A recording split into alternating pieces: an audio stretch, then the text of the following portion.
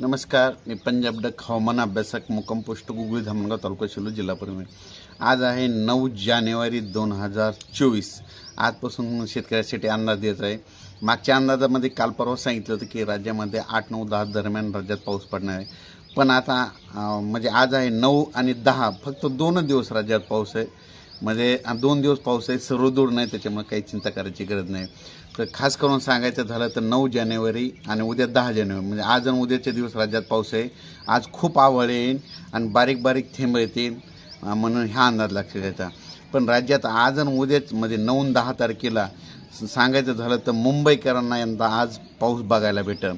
मुंबईतल्या लोकांना आज पाऊस बघायला भेटेल, उल्हासनगरच्या लोकांना पाऊस बघायला भेटेल, त्याच्यानंतर पुण्यातल्या लोकांना देखील आज पाऊस बघायला भेटेल। म्हणून म्हणजे हिवाळ्यात पाऊस आज बघायला भेटणार आहे।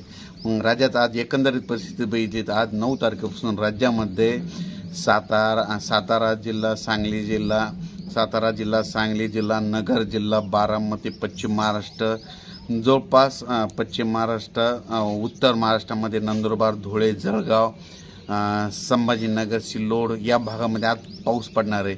म्हणजे हा सर्वदूर नसणार आहे, पण पाऊस येणार आहे, म्हणून हा लक्षात घ्यायचा। राज्यात पुन्हा बघायचं झालं तर परभणी जिल्हा, जालना जिल्हा, बीड जिल्हा, लातूर जिल्हा, धाराशिव, अकोला, अमरावती या जिल्ह्यात देखील पाऊस येणार आहे। सर्वदूर नाही, फक्त पाऊस थोडा जिल्ह्यामध्ये काही ठिकाणी एखाद्या 1-2 ठिकाणी पडून जाणार आहे, म्हणून हा अंदाज लक्षात येतो। पण राज्यात आज 9 आणि 10 तारखेदरम्यान उत्तर महाराष्ट्रामध्ये नंदुरबार, धुळे, जळगाव, नाशिक, निपाड त्या भागात देखील पाऊस पडणार आहे। मुंबईकराला देखील पाऊस बघायला भेटणार आहे। पुणेकरांना देखील पाऊस बघायला भेटणार आहे, म्हणून हा अंदाज लक्षात घ्यायचा।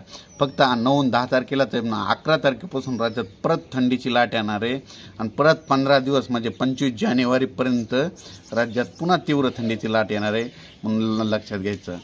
म्हणून अचानक वातावरणात बदल झाला तर लगेच एक मेसेज दिला जाईल।